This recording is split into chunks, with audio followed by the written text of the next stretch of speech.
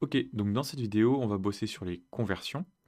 Donc l'idée, c'est que maintenant, on ne va plus envoyer directement ce qu'on a dans l'input ici. On va transformer la valeur de l'input juste avant de l'envoyer pour la convertir. Donc on va avoir deux fonctions de service pour l'instant pour les températures. Donc on va se créer un fichier de service.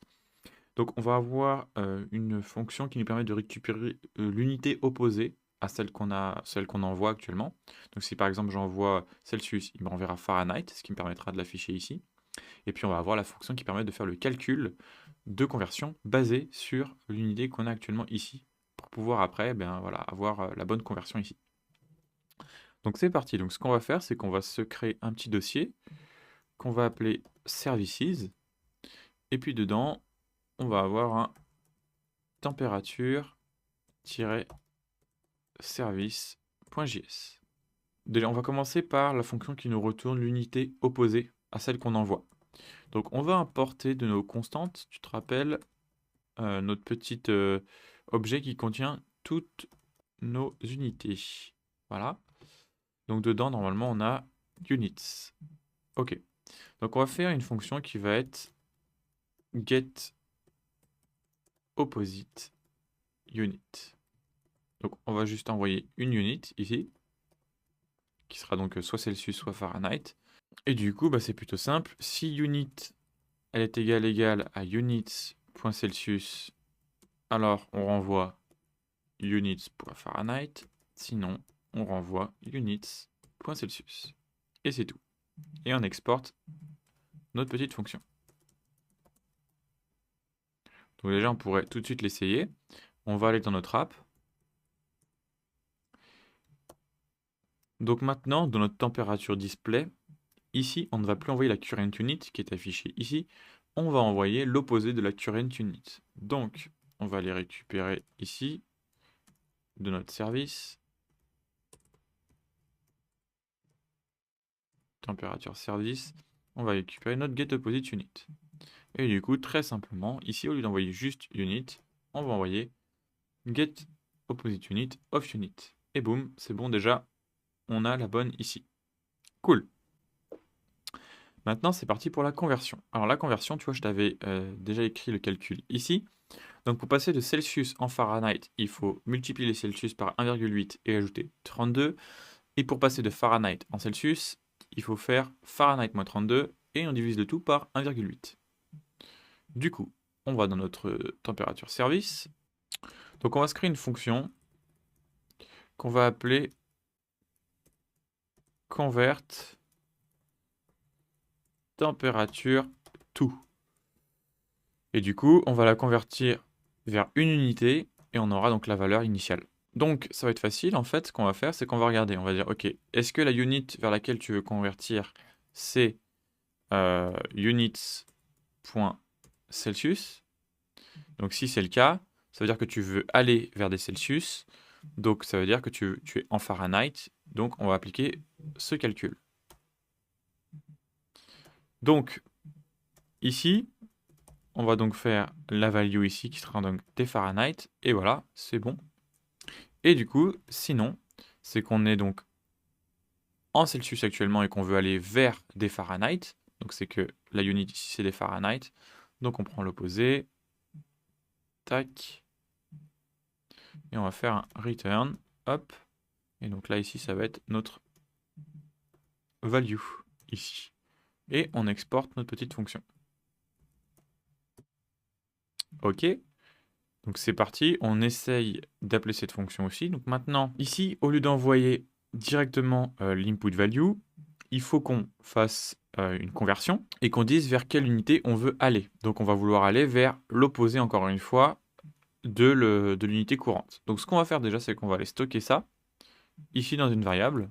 Voilà, on va l'appeler opposite unit. Hop, comme ça c'est calculé et ça se recalculera à chaque fois qu'il y aura un changement sur la current unit. Donc ici, on va envoyer opposite unit. Et du coup, maintenant, on va aller importer notre convert température tout. Et ici, on va convertir cette température dans l'unité opposée, donc opposite unit. Et boum. Donc on voit que déjà, voilà, ça marche bien parce qu'en effet, 0 degré, ça fait 32 Fahrenheit. Donc cool. C'est un très très bon début. Bon alors c'est pas mal, par contre on a plusieurs problèmes. Déjà, il y a certaines valeurs, par exemple, qui vont entraîner voilà, énormément de chiffres à virgule ici.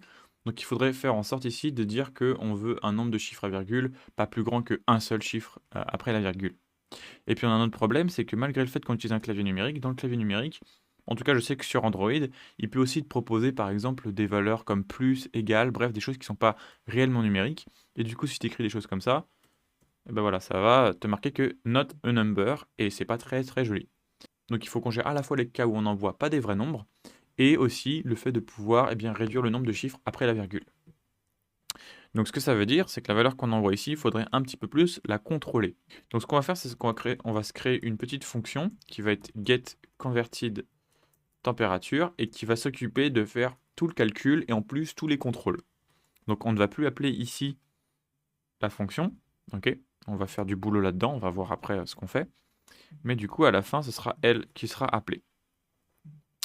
Donc, première chose à faire déjà, ça va être de pouvoir faire un calcul pour dire qu'on veut qu'un seul chiffre après la virgule. Quand par exemple je tape 333 comme ça.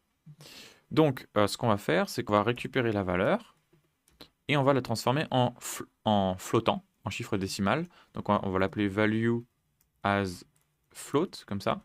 Et donc, ça va être notre input value, mais avec lequel devant on aura fait un number.parsefloat, comme ça.